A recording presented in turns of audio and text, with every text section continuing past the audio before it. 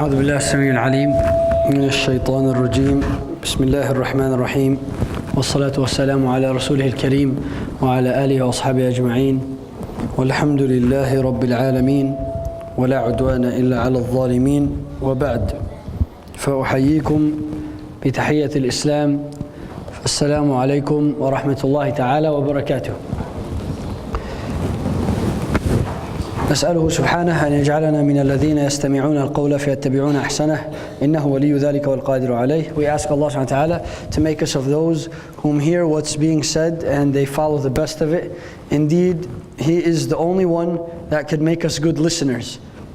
So if you want to be a good listener, then you ask Allah subhanahu wa ta'ala, Oh Allah, make me a good listener, make me benefit from what I'm about to hear, because oh Allah, even if I understand what's being said, but I don't have your mercy, then I will not be able to benefit from what I'm hearing. Even though I can understand, understanding does not mean benefiting. So make sure you're here to benefit, not just to understand, not just to listen, not just because your parents brought you here. You're here to benefit from the stories of the past, and especially the history of our beloved Prophet Muhammad sallallahu alaihi wasallam. Last week we talked a little bit about the story behind Zamzam, and the reason why we brought up the story was why? Why did we bring up the story of Zamzam? When was Zamzam found? Refound, let me say. Yes, it was a prophecy, Jazakallah khair, sister. It was a prophecy that the Prophet ﷺ was to come, because it was miraculous in nature. It was something out of the ordinary, okay? He was a random man, and the scholars differ as to who he really was, came up to him and told him, does anybody remember what he told him to do? He told him a bunch of funny things, if you remember. Yes? I remember Muhammad was mentioning it to me all week, but he's not here today. Muhammad Hamida. Okay? Right, what was said? The man came to him and he said, Uhfur tiba, uhfur barra, uhfur madnuna. Dig this, dig that, dig this, dig that, right? And what did Abdul Muttalib say? He said, what is that? He just asked every time, what are those places?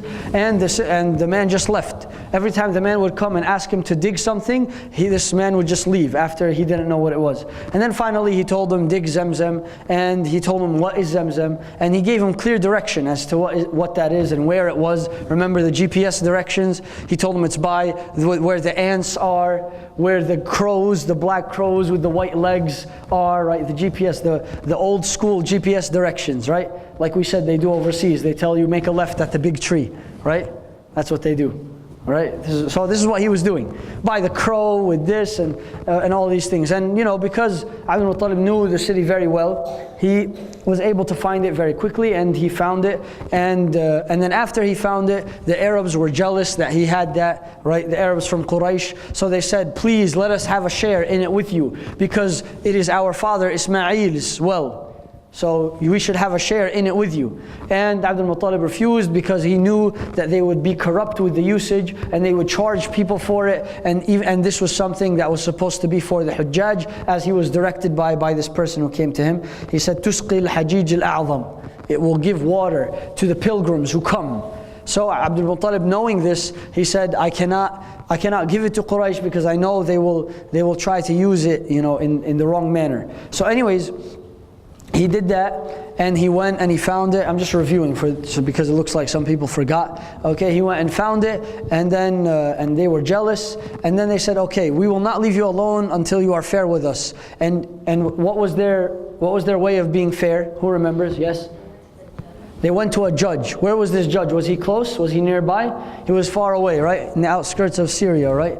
Does anybody remember his name? Let's see, who remembers his name? What was he? What was his profession? Does anybody remember what he used to do? Yes. He was a sorcerer, a soothsayer, a magician, right? And his name was Sa'ad ibn Hudhaym, right? Sa'ad ibn Hudhaym. Sa'ad ibn what? Hudhaym, okay? Who was he? He was the judge that they were supposed to go to, right? They go to him, and on the way, what happens? They have no more water, okay? And then what do they say? Let's what?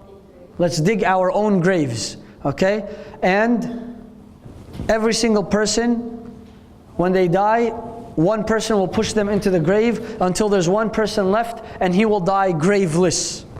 So it's better that one person dies without a grave than all of us dying without a grave. So let's just all dig our graves. And then in the middle of that, he caught some hope and he said, you know what, let's keep going. You know, I'm sure that Allah subhanahu wa ta'ala will save us, inshallah, right? And he keeps going, and then all of a sudden, he strikes his foot on the ground. And remember, this is also what happened with Sidna Hajar, with her son Ismail, right? So he hits his foot on the ground, he's walking, and all of a sudden what happens? The water, it's not Zamzam, it was just water, right? This was not Zamzam. This was just water springing from the ground. And then Quraysh said to him, the people who wanted a portion of a share in Zamzam, right, who wanted to own it, to co-own it with Abdul Muttalib, they said, Wallahi, you know what, there's no need to go to the judge, because the same one who made the water come from beneath your feet is the same one who showed you where Zamzam is, so Zamzam is yours, we're not going to fight over it with you anymore. And Abdul Muttalib became the one who was in charge of any affairs that had to do with Zamzam water being utilized. And you know, that brought much honor to the family of Abdul Muttalib, right? Who is Abdul Muttalib? His grandfather, right? So Abdul Muttalib is the grandfather of the Prophet ﷺ. Little does he know that the reason why, and maybe one day for the adults or for the college students, we can have an advanced discussion, and the high school students as well, an advanced discussion on the topic of qada and qadar, okay? The topic of predestination and free will. How everything is happening for a reason. It's just a wonderful, beautiful puzzle. And Allah subhanahu wa ta'ala is laying the foundation, laying the pieces so that everything can work, subhanallah. And it's amazing. And little does Abdul Muttalib know that the whole reason why he is allowed and all these miracles are happening is because his grandson, that he will not even see, subhanallah, or he does see later on, actually, I'm sorry about that, okay? But little does he know that it is simply because his grandson was to be the Prophet ﷺ. Allah wanted to bring honor to the family of the Prophet before the Prophet was even born. La ilaha illallah. Sallallahu alayhi wa sallam. So these are some of the precursors to the prophethood of Muhammad sallallahu alayhi wa sallam. So that was the story, and we went over that last week, walhamdulillah. Now the second most important thing, which came directly, literally almost 50 days prior to the birth of the Prophet ﷺ, was the story of Ashab al-Fil. Okay, so there was a king who was the king of Yemen, or the Abyssinian king of Yemen. His name was Abraha. And I'm sure you all are familiar with the story, but I just, for the sake of completion, want to mention the story and also derive some lessons where you can benefit from on a daily basis. This is the template of how we're going to go through the seerah of the Prophet ﷺ. If you want to know the facts of the Prophet's life, you can go and read a book. Okay, but the reason why we're here is because we want the kids to walk out, we want the adults to walk out, we want the teenagers to walk out, we want the teachers, we want the students, we want everybody to walk out of here and develop a relationship with historical events. This is the way that you need to be reading in the future, inshallah. This is the template that you need to build within yourself. You know why history is boring to some people? Do you know why a book like Seerah or maybe Ar-Rahiq al-Makhtoom will be considered dry to some people? It's because you're not relating yourself to it, okay? You need to relate. If the author is talking about a political aspect, if the author is talking about historical contextualization, if the author is talking about religious nature of the people, if the author is talking about economical situation, you need to be able to relate that to the situations and the circumstances within your own life in order to really benefit. That's the point. I will make mention of one thing. Shaykh Yusuf al-Qaradawi, hafidhahullah, he actually says something very important, and it has to do with Quran, but this can be applied anywhere. He said that there are three types of people when approaching knowledge and when approaching the Quran. There are those who read the Quran, okay, and I know that this is about seerah, but I'm just mentioning this for the sake of mindset. I want to set your mindset correctly, inshallah, and may Allah subhanahu wa ta'ala grant us all tawfiq in that regard. Anyways, he says there are three types of people. There are those who read the Quran, okay, and they read it as a dialogue between Allah subhanahu wa ta'ala and who? and Muhammad sallallahu alaihi wasallam. You see, that's the best, that's the simplistic, the most simplistic way to look at it. You open the Quran, you look at the Seerah. The Seerah is basically the history of the Prophet. The Quran is basically Allah talking to the Prophet sallallahu alaihi wasallam, right? This is how the most simplistic person would look at it, right? And then Shaykh Yusuf al-Qaradawi goes on and he says, and then there are the types of people, there's a type of people who read the Quran as if it's a dialogue between Allah subhanahu wa ta'ala and the community that is alive now. So for example, you would read, Kuntum khayra ummatin ukhrijat linnas. You are the best ummah, or this and that, and the ahkam and all of these beautiful things, or about Ramadan, and you apply it to your ummah, to al-ummah al-haliyah, to the ummah that is alive right now. Okay? That's the second level. So that's a little bit higher. You made it closer to you, right? You brought it more to light. And then he goes on and he says, and then there's the final, there's the highest level, which is the group of people who read the Quran as if Allah subhanahu wa ta'ala is speaking to you and me. You open the Quran, and every single time you read it, every single time you open the Seerah, you feel like Allah subhanahu wa ta'ala is describing a story that has exactly to do with your life. When He brings a story in the Quran, He's talking to you. Ya ayyuhalladhina amanu, you feel like He's talking to you. Ya ayyuhalladhina kafaru, oh my God, I don't want to be like that. Sometimes I have characteristics like them, subhanallah. So this is the mindset that we want to have, and this is the way that inshallah we will run through the Seerah. And it's the way that we've been running through it. Well, alhamdulillah, is that we say a story and we extract lessons for us every day to benefit from. So let's look at the story, and instead of looking at it as a story that we tell our children in bedtime, okay, at bedtime, let's just see, what does Imran have to do with the story of Ashab al-Fil? Isn't it a surah in the Quran? A whole surah is revealed, Surah Al-Fil, and all our children memorize it, okay? And Allah subhanahu wa ta'ala made it a surah in the Quran. Do you think that it only has to do with the people of Quraysh? It's either you do or you don't. If you see it as just a story, then you don't. You don't really see that it has something to do with your life. There's a reason why Allah subhanahu wa ta'ala allowed Ashab al-Fil to happen for you. Yes, for brother Hamza, and for brother Ibrahim, and for brother Yusuf and Uzair and Abdul Ahad. There's a reason why Allah made that story occur, and you're hearing it right now. So when you listen to the story, think about what it has to do with your life. Don't just think about it as a story. So let us look at the story now. Let's look at what Allah subhanahu wa ta'ala is doing here in the story. Abraha, who is the king of Yemen, he is jealous of the fact. Now, he is jealous of the fact that the Arabs, they had so much tourist attraction with regard to what? What did the Arabs have? What was the one thing that they had that everybody would come to? What was it? Kaaba, right? So Abraha was jealous of this. He was jealous, and I know most of you know the story, but pay attention. So Abraha is jealous of something that the other people have. Now, what is Abraha's religion? Who knows? What is he? What is he? He's Christian, right? So who is closer to Islam? Abraha, the one who is a Christian, or the idol worshippers of Quraysh, the ones who worship idols and statues? Who is closer to Islam? Christianity, right? So Abraha is closer to Islam than the idol worshippers. However, let's look at the story. So Abraha is jealous of the fact that the Arabs have this, and what he decided to do is to build a very luxurious church in Yemen, okay? And he wanted it to be the center of attention. But obviously, he couldn't beat something that was there for hundreds of years, which was what? Al-Kaaba.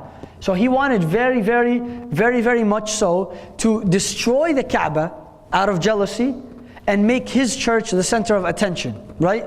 Subhanallah. So keep in mind the fact that he is closer to Islam supposedly than the mushrikeen of Quraysh, okay? So because he was so determined to reach his goal, to make his church the center of attention, he marched to Mecca with a strong army. And what did he have in his army? Elephants, right? He had elephants, okay? So Abdul Muttalib Abraha sent a message, King Abraha, he sent a message to Abdul Muttalib, who again was known to be in charge with the affairs of Al-Kaaba. He had that honor, okay? Who was the Prophet, again the Prophet ﷺ's grandfather, okay? And he was the Meccan chief at that time.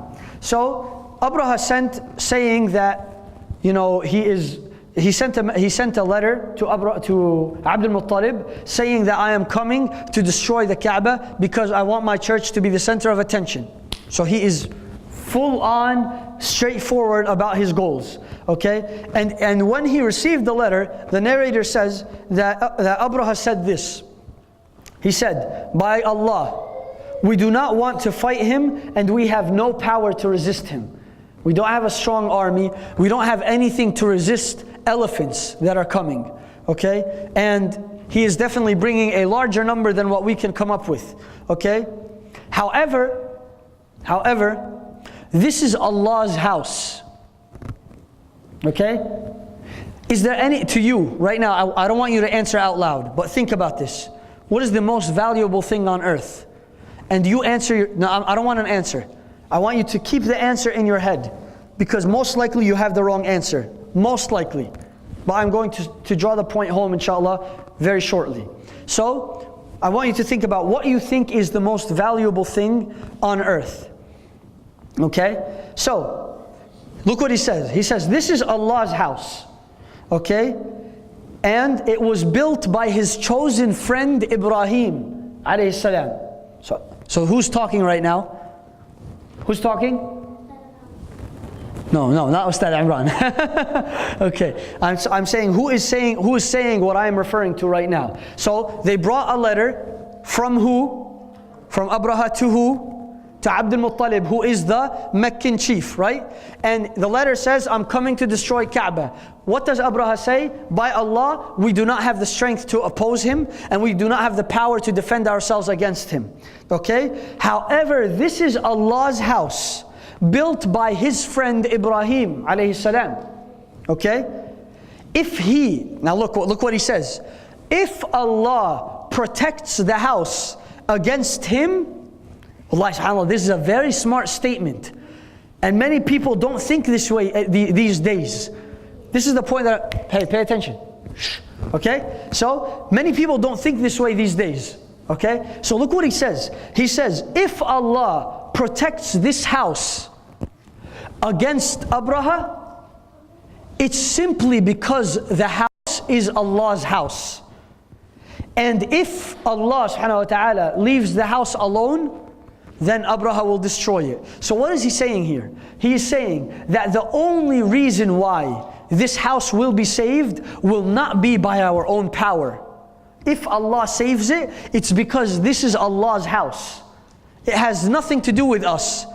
And if Abraha destroys it, it's not because Abraha destroyed it. It's because who allowed it to become destroyed? Who? Allah subhanahu wa ta'ala. Right? So, if you're thinking deeply about what I'm saying, you might understand where I'm headed with this. Okay? People these days, they become very overworked about what if this becomes destroyed? What if this happens? What if that happens? Right? This is just the surface meaning. We're still not getting into the deep meaning. We're getting close to it, inshallah. But what we need to realize is what? That if Allah subhanahu wa ta'ala protects it, He will protect it because He guaranteed protection. And if He allows it to be destroyed, then that is because He wanted it to be so. Not because the people overpowered us. It's because Allah wanted it to be destroyed to send who a message? To send us a message. We're getting there, inshallah. Anyways, so Abraha, let's just continue with the story before we get into the lessons. Abraha ordered his army to march, but just outside Mecca, their amazing big elephants, what happened to them? Who knows? They just stopped, right? Could they move any further? Abraha tried and he tried. He got right on the outskirts of Mecca, right? Got very, very close, and all of a sudden, all of his elephants just stopped, right? And they refused to go any further. And then Allah subhanahu wa ta'ala, He decreed that the army of Abraha would be destroyed. How did He destroy them? Allah subhanahu wa ta'ala sent birds. Did He send missiles?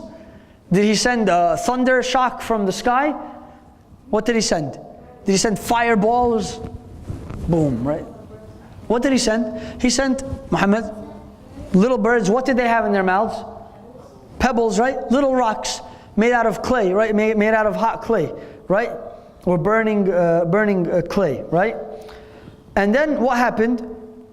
These little birds with these stones, they pelted the stones at the elephants, these little pebbles, and what happened to the elephants? Did they just fall down and go to sleep? No. Okay, calm down. Okay, I know, brother, I know. Okay, so after they were hit with the stones, what happened to them? They were left like what? What is the last ayah? كَعَصْفٍ مَأْكُولٍ, right? What does كَعَصْفٍ مَأْكُولٍ mean? They were left like dried leaves. Al-asf are leaves. Ma'kul, eaten up leaves. Broken up leaves, subhanallah. That's what they were rendered to. Imagine a stone hits an elephant, and right in front of Abdul Muttalib's eyes and all of Quraysh, right in front of their eyes, they see an elephant transform into dried up leaves. La ilaha illallah. Again, so this is, keep in mind, Abdul Muttalib very recently, what did he find? Zamzam. Okay, and then very soon afterwards, this is after Abdul Muttalib becomes the chief. Now Abdul Muttalib, the guy with all the honor, now his authority is threatened by a greater power, right? By a greater power. And then, all of a sudden, they witness that under Abdul Muttalib, both of these miracles occur. Subhanallah. It's very interesting. Okay, and then, after and they look, and all of a sudden his authority is threatened, and then Allah subhanahu wa ta'ala sends little birds from the sky to defend the elephant. First of all, the elephants stop, as if that wasn't enough. And then afterwards, what happens? Allah subhanahu wa ta'ala sends birds with stones, and He pelts them and He destroys them. Subhanallah. And then that was, the end of the story. And this story teaches us on the surface that Allah subhanahu wa ta'ala has power over all things, and that Allah subhanahu wa ta'ala can bring the destruction of an army with little birds. Allah subhanahu wa ta'ala can destroy. Does Allah subhanahu wa ta'ala need to, if you had a boxing ring and you had Mike Tyson in there, who would you need to bring? If you were talking about humans, who do you need to bring to face Mike Tyson or Muhammad Ali? You need to bring another guy who's big and strong, right? Can Ustadh Imran fight Mike Tyson? Oh, he's going to have a hard time, right? Maybe I'll get him once or twice, but I don't think I'll last that long, right? Subhanallah. So this is when we talk about humanistic interaction, right? Human with human, I have to get وَأَعِدُّوا لَهُمْ عُدَّةً, right? You have to prepare yourself, you have to be ready. But with Allah subhanahu wa ta'ala, does this language exist? So why do we lose reliance on Allah subhanahu wa ta'ala? Right?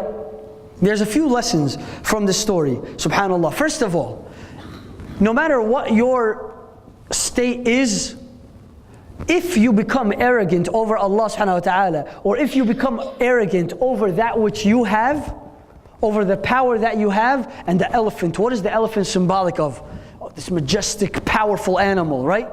Even though it does not have, any sharpness of teeth or anything, but it is just very powerful, able to stomp, able to make its presence known. If you make your presence known, and you are, as they say, the elephant in the room, right? You know that saying, the elephant in the room? I know it's a saying for awkwardness, but the elephant, the one that is very well known, the one whose presence is known. If you feel like your presence is known, or you feel like you have something special, know that wallahi, it's the little things that can bring your destruction. So do you have a lot? Do you feel like, alhamdulillah, your situation is stable, and Allah subhanahu wa ta'ala is giving you so much, right? Do you feel that way? And then you start missing prayers, and then you start slacking off with salah, or slacking off with reciting Qur'an. It is these little things that bring the destruction. These are the little birds with the little stones that are going to lead to your demise. Subhanallah. So what brings destruction, think about it. When you're a student, right? You're a student of knowledge, okay? And you miss, it's just homework assignments, studying for an hour or two a day, right? Studying consistently. If you do not consistently remain committed to these little things, what will happen? You will fail. Even if you're going to the most prestigious university in the world, and you start out going to that university, but you stop doing the little things, what happens? Those little things will bring destruction to your life. That's lesson number one. That don't ever become arrogant over what you have. And remember that if you do become arrogant, wallahi, it will be the little things that will bring your demise. And do you know why Allah does that? Do you know why Allah lets a little person, have you ever, if you think back in your life, you might remember a day where you were arrogant and then someone that you know really wasn't. You honestly know they were not that much better than you, right? But subhanallah, Allah raised them. Or they were able to end up doing better than you did. Why? Why is that? It's because when Allah subhanahu wa ta'ala uses something little in your eyes, Allah subhanahu wa ta'ala is using something little to beat you. How does that make you feel inside? That burns you inside, doesn't it? Doesn't it? Allah allowed something so little to destroy you? What is this? Subhanallah. Allah does that only to the arrogant. Only to the arrogant. So Allah, if you feel a bit of arrogance within your heart, and arrogance shows in many ways with other family members, subhanallah, and inshallah I hope that maybe one day we can have a session about keeping the family ties together. It's very important. Wallahi, subhanallah, disconnecting from family and feeling, and this is plagued within the religious community. Looking at other family members and saying, oh, you're not even religious. You don't even do this. Wallahi, it's the little things. Allah subhanahu wa ta'ala will bring the downfall of the religious person, And this brings me to my next point. Allah subhanahu wa ta'ala will bring the downfall of the religious person because they are being arrogant over their religiosity. Yes. That's exactly the point. It's not about being religious for the sake of being arrogant over other people. And then Allah subhanahu wa ta'ala brings any form of success. Wallahi, I've seen it so many times that a certain part of the family is religious and they isolate themselves, which is not the sunnah of the Prophet ﷺ. A certain part of the family is religious, so they isolate themselves from the other part of the family. Oh, we go to the masjid. You guys don't do that. We're the cool people. We do hifz and we go to lectures and we go to umrah for fun, right? This is how we do, right? Subhanallah. And then Allah subhanahu wa ta'ala, He brings a source of success in the family that is not even that religious. Subhanallah. Yes. A source of financial success, a source of academic success, anything. Subhanallah. Why do you think Allah does that? It's because you have on this side the person who is, yes, disobedient to Allah, but they are not arrogant. But you have the religious person who is arrogant, so Allah is using the people that you think are so small to defeat you. La ilaha illallah. Yes. And this brings me to my next point. I'm reminding you with the same question again. Who is supposedly closer to the religion of Islam? The religion of Abraha, which is Christianity? He's trying to make a big church. You know Kuffar Quraysh, they had a habit of going around Kaaba naked. You know that, right? They had idols. They would worship idols. Who is closer to the deen of Islam? Theoretically. Who is it? The Christians. But the Christians had a sense of arrogance and they walked towards the humble people of Arabia who were idol worshippers. They went to those humble people and they tried to destroy. And Allah gave victory to the idol worshippers over the Christians who are what? Closer to Islam than the idol worshippers. What does this tell you? This tells you that at the end of the day, the mission of Rasulullah ﷺ was not a mission of theory, was not a mission of my ideas versus yours. It was a mission of what? What was it? What is the mission? What is the kingdom of Rasulullah ﷺ? Is it knowledge? What is it? Huh? What is it? What? Give me, what do you think it is? The mission of Rasulullah ﷺ, if it could be summarized in one word, is a mission of character. Of character. Subhanallah. And because these people, they try to overpower, it is the sunnah of Allah subhanahu wa ta'ala. When there is arrogant overpowering, there is victory to the humble. There is victory to the humble. Subhanallah. Right? So, this is lesson number 2. Okay? That Allah subhanahu wa ta'ala, even though the religion of Abraha was Christianity, He brought victory to the idol worshippers. Now why? Reason number 1 is because he was arrogant. Reason number 2, did it have anything to do with Quraysh? Is it because Quraysh are good people that Allah subhanahu wa ta'ala, He gave them victory? Is that why? We talked for 2 weeks about the characteristics of the pre-Islamic Arabians. How are they? How are they? Are they good people? Very far from it. Wallahu a'lam, right? Okay? But so why did Allah give them victory? We understand that Abraha was being oppressing. He was oppressing the Arabs. But why did Allah give victory to the Arabs? Why? He could have made Abraha the king, and then even though he was overpowering, he would have made the main religion of the land what? Christianity. That's better, right? So why did Allah give victory? You have to understand this. Yes. Okay, that's one reason. Yes, the Christians had arrogance. What about on Quraysh's side? Who did they have? Who was to come from Quraysh? Who? Preparation. But who was coming? Who? The Prophet Muhammad ﷺ. The Prophet Muhammad ﷺ was in the stomach of who? Was in the womb of? Who? Amina, right? Right? His mother Amina. 50 days after this incident, who do you think was born? Muhammad alayhi salatu wasalam.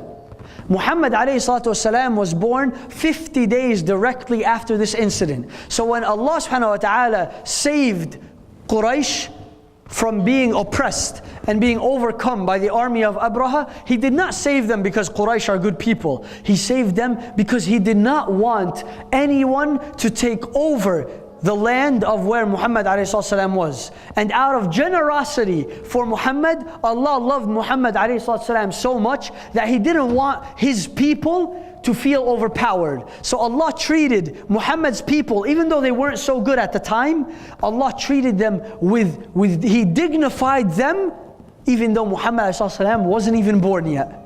La ilaha illallah. Right? So there's a lesson from this too. So now, inshallah, these are some of the external lessons. Now I want to go into the internal lessons for us to learn.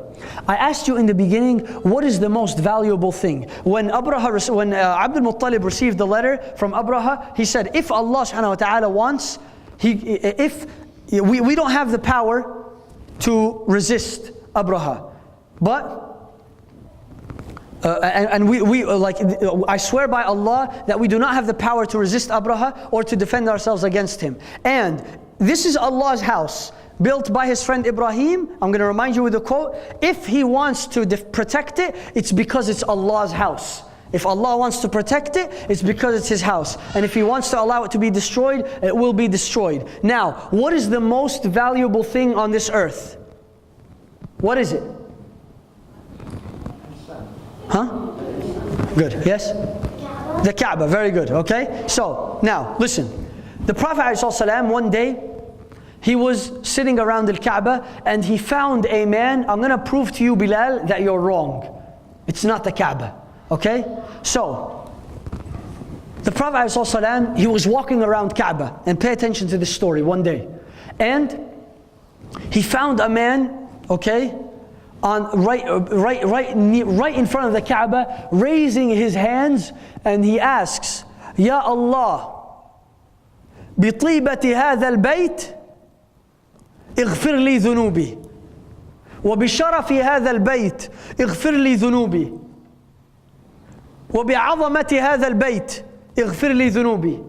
Subhanallah. He's saying, Oh Allah, with the delightfulness of this house, forgive me of my sins. Oh Allah, by the greatness of this house, forgive me my sins. Oh Allah, by the honor of this house, by the value of this house, forgive me my sins. Such a great dua, right? Isn't that such an amazing dua? Right? And then the Prophet, so this is Al-Kaaba. Bilal said right now, and others, I know many of you think the same thing, that the most valuable thing on earth is Al-Kaaba. And then the Prophet ﷺ heard him making this dua, فَاسْتَعْجَبْ. He was surprised by this dua. And then he turned to him and he said, كَيْفَ تَدْعُو بِطِيبَتِي وَبِشَرَفِي وَبِعَظَمَةِ بَيْتٍ وَعِنْدَكَ مَا هُوَ أَعْظَمُ مِنْهِ. How are you asking Allah? I don't understand. He's talking to the Sahabi. How you are asking Allah to forgive you by the sharaf of the house, by the honor of the house, the value of your house, of this house, when you have something better. And he said, what? What do I have that's better than Al-Kaaba? He said, you should ask Allah. Don't ask Allah, oh Allah, by the value of this house, forgive me. Say, oh Allah, by my value as a Muslim to you. Sorry about that. I had too much passion there. Subhanallah. But anyways, listen. He said, you don't need to make dua that Allah subhanahu wa ta'ala, oh Allah, by the value of this house, forgive me. He said, you should say, oh Allah, by my value as a servant to you, you should forgive me. Oh Allah, by my value. What is the Prophet saying? That the one who is submitted to Allah, he is more valuable to Allah than what? Than Al-Kaaba, right? Now Allah subhanahu wa ta'ala, He defended Al-Kaaba from an army full of elephants. Elephants. And sometimes you lose money. Sometimes you get sick. Sometimes someone plots against you. Sometimes people spread rumors about you. Sometimes people will talk bad behind your back and they will betray you and they will say bad things, right? And then all of a sudden, what do we become? We become depressed, right? SubhanAllah, what is going on? What is happening? Why is Allah allowing this to happen? What is greater? Allah subhanahu wa ta'ala protected the value of Kaaba even though it was surrounded by mushrikeen. What makes you think that Allah subhanahu wa ta'ala is not going to protect your honor, your dignity, your value, your sharaf? What makes you think He's not going to protect your value if the Prophet ﷺ said that you are more valuable to Allah subhanahu wa ta'ala than Al-Kaaba itself? Allah protected the Kaaba from an army of elephants. Do you think that Allah subhanahu wa ta'ala will not protect you from poverty? Do you think that Allah subhanahu wa ta'ala will not protect you from sickness? Do you think that Allah subhanahu wa ta'ala will not protect you from being hurt, from social harm? This is how you relate it to your life. If Allah subhanahu wa ta'ala protected the Kaaba, which is less valuable than your submission to Allah subhanahu wa ta'ala, from elephants, then Allah will protect you. There is no reason to be scared. That is why we have a history of legendary people in our history that used to walk and they literally had absolutely no fear. And we can talk for days about examples of this. They would walk to the battlefield, they would walk to the hardships through the hardships in their life of sickness and poverty and loss and death of loved ones. And they would not be scared. I give you just a light story because I want to wrap up inshallah. One day Khalid bin Walid radiyallahu anhu, this is after the death of the Prophet ﷺ, he was walking towards one of the Roman armies to fight, to battle them in war. And you know, it was from you know, the characteristics of the Muslim army that whenever they would walk out of humbleness, they would keep their heads down. And not just out of humbleness, because the Roman and the Greek armies, they were known to have, they would have a lot of bad scenery around the army. They would have women and dancers. SubhanAllah, in front of their army they had dancers, and with the army of the Muslimin they had the beautiful voices of Quran and dhikr of Allah subhanahu wa ta'ala being mentioned. SubhanAllah. So because the Greeks and the Romans, they had a lot of bad scenery, Khalid bin Walid and his army, they would walk with their heads down, lowering their gaze. And then the army of the Romans, who was much more in number and was much greater, okay, just to show you of the mindset and the character of those who were raised by Rasulullah alayhi salam. Khalid bin Walid, he is looking down and they are in the army and he is approaching the Roman army, okay, and he's approaching them. And then the leader of the Romans, he said, it's okay, I have a loud voice. I don't see a need for it, to be honest. But this is just my opinion. واختلف الفقهاء. Wallah. Just kidding. Anyway, so Khalid ibn Walid is approaching the Roman army, and the leader of the Roman army, he says, why do I see that the people of the Muslim army, they have their heads down? Right? Look at these losers. They have their heads down. They're so scared of us. Yes, they will die. Whatever they're looking at, that's where we are going to bury them. Keep looking, because that is where we're going to send you. He's what? Trash talking. That's what we call it, right? In sports, trash talking. Okay? And then Khalid ibn Walid, just to show you that he had absolutely no fear. Although the Romans were more in number, they had better weaponry, they had the whole 9 yards. Subhanallah. More than the Muslims. But Khalid ibn Walid simply, all he did was, he's looking down, right? And this Roman leader is saying that. And then Khalid ibn Walid raises his head and he smiles in the face of this Roman leader. He just smiles.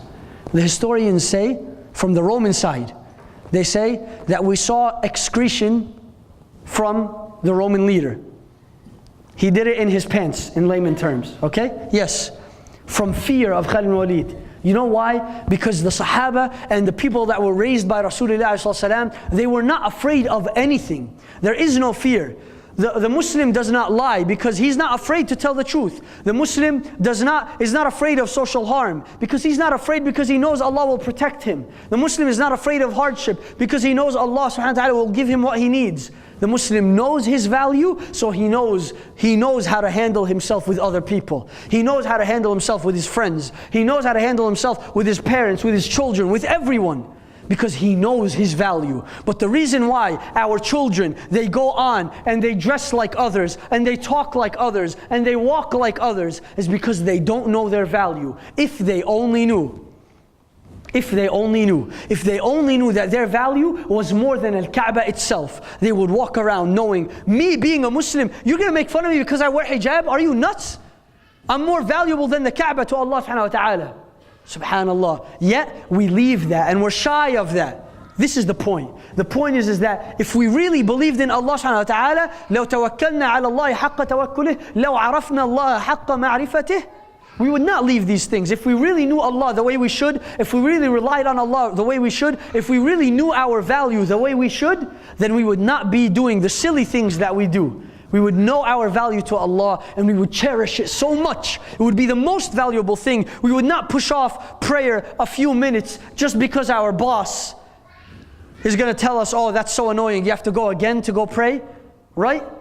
We would not be so shy of saying the fact in public school or in college that I'm Muslim because of certain things that are happening, or because I'm afraid someone's going to hit us.